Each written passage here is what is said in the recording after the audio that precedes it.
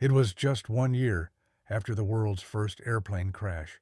Crowds in France gathered with excitement, eager to watch the miracle of flight performed once again. At the controls sat Eugène Lefebvre, a daring test pilot trusted with one of the Wright brothers' fragile flying machines. The engine roared, the wings lifted, and the audience held its breath as the biplane climbed into the sky. But within moments, joy turned into horror. The aircraft suddenly lost control, plunging toward the ground. On that day, September 7th, 1909, the world lost not just a pilot, but the first man to die while commanding an airplane. This is the forgotten story of Eugène Lefebvre and the second crash in aviation history. Second Air crashed 1909. France. It was the summer of 1909, and the world stood on the edge of a revolution. Just 6 years earlier, humanity had lifted itself into the sky for the very first time. The fragile Wright Flyer of 1903 had shown what was possible, and since then, aviation had spread across the Atlantic, captivating Europe. Crowds gathered wherever these strange new flying machines appeared, marveling at the sight of men soaring like birds. To a world that had traveled only by horse, ship, or train, flight seemed almost supernatural, a glimpse of the future itself. France in particular had embraced aviation with enthusiasm.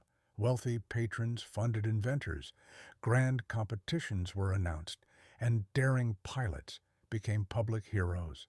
In the heart of this excitement was a man named Eugène Lefebvre. Lefebvre was no ordinary pilot. Born in France in 1878, he had worked as an engineer and had a natural gift for mechanics.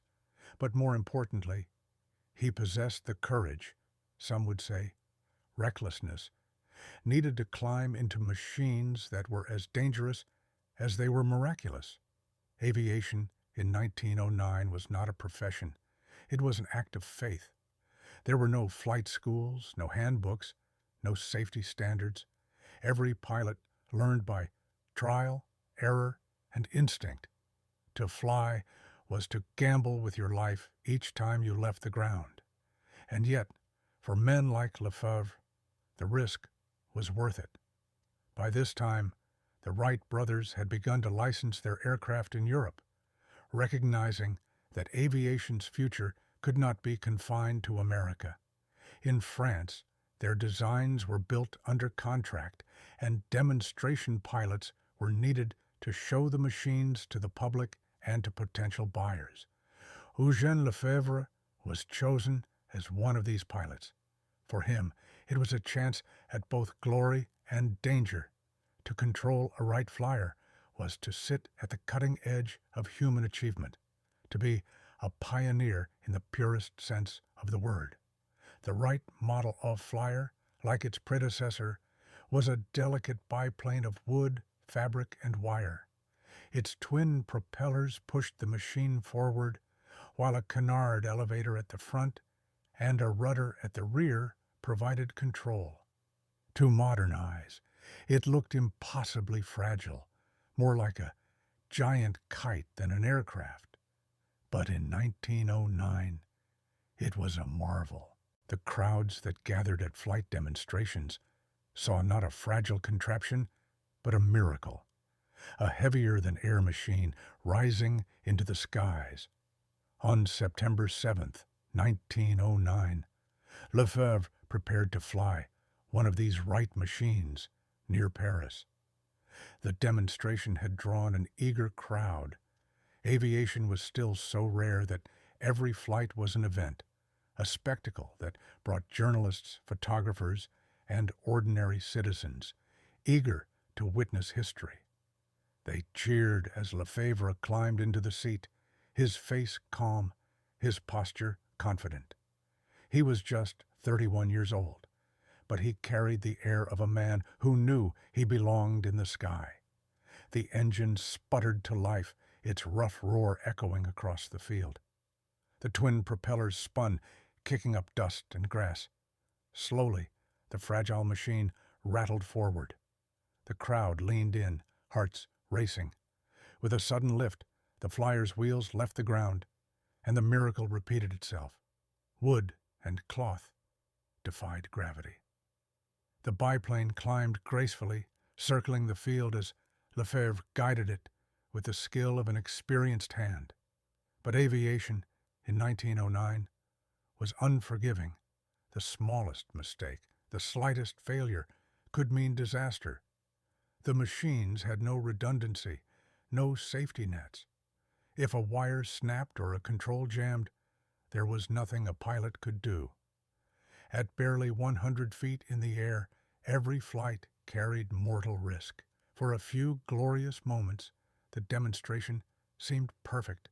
The crowd watched in awe as Lefebvre soared above them, proof of mankind's mastery over nature. Then, in an instant, everything changed. Witnesses would later recall a strange motion in the aircraft, a sudden wobble that grew worse with each passing second. The flyer tilted sharply, then seemed to lose its balance altogether.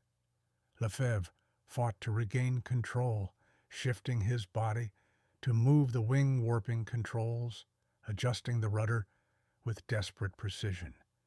But the machine did not respond.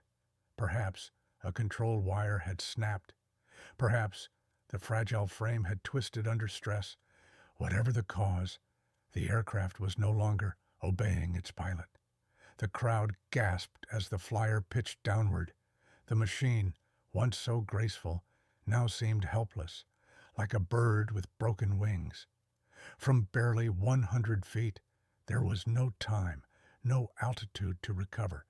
With a sickening plunge, the aircraft struck the ground, nose first.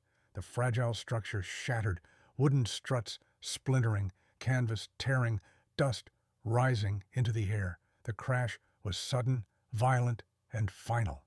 Spectators rushed forward in shock, their cheers replaced by cries of horror. At the wreckage, they found Eugène Lefebvre crushed in the cockpit. Unlike Orville Wright a year earlier, there would be no survival this time.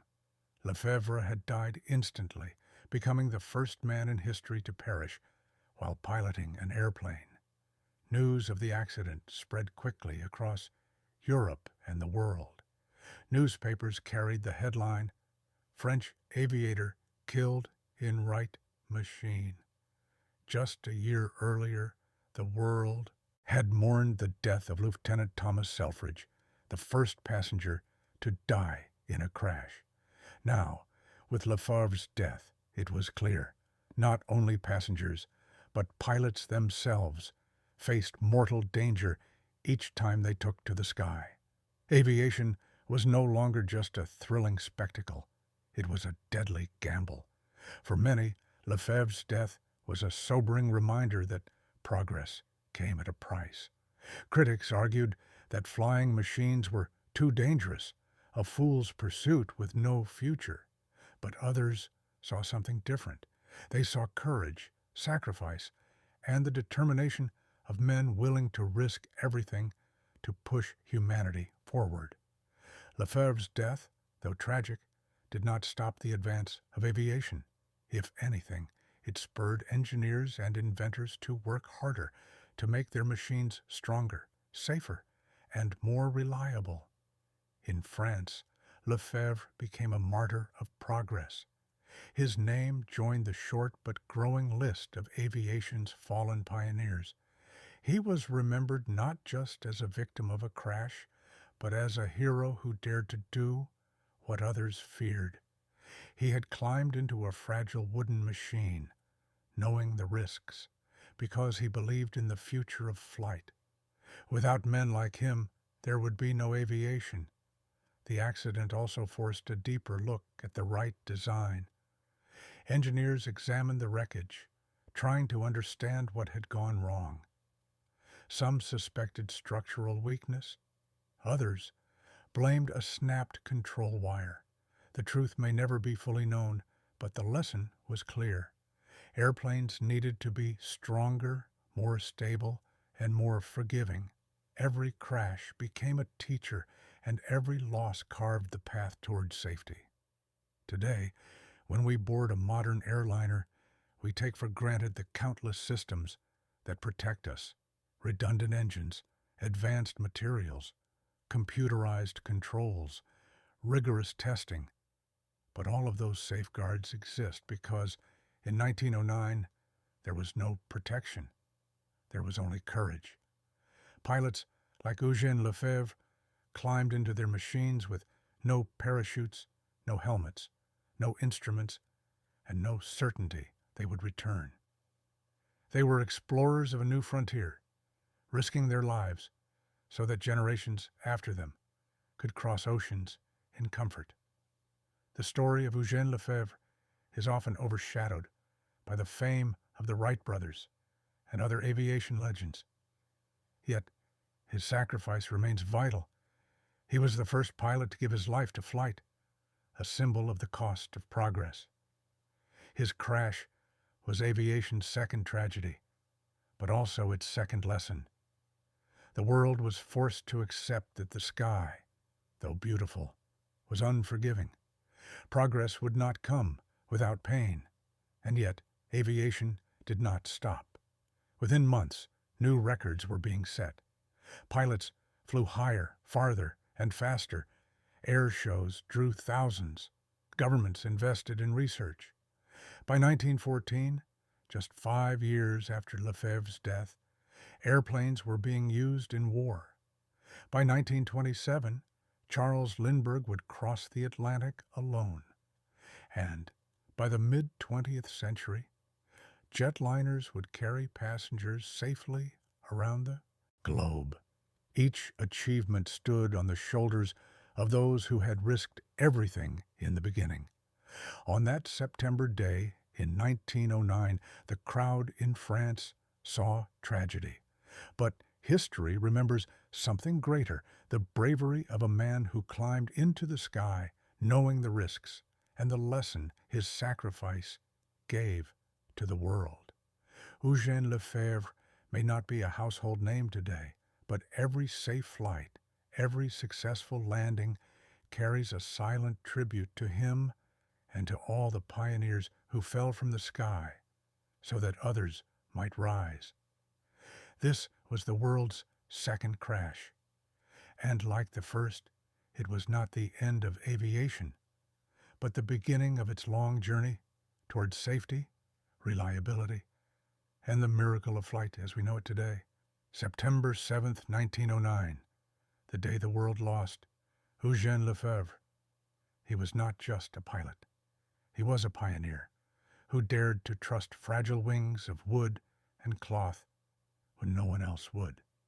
His death marked the second fatal crash in aviation history and the first time a pilot himself paid the ultimate price. Yet, from the wreckage of his Wright Flyer rose the determination to build stronger, safer, and more reliable machines. Every safe journey today, every flight that begins and ends with confidence, is built upon the sacrifices of men like Lefebvre. Aviation's black box does not only record accidents, it records courage, progress, and the cost of reaching for the sky. This was not the end of a story. It was the beginning of aviation's relentless promise to rise, no matter how many times it falls.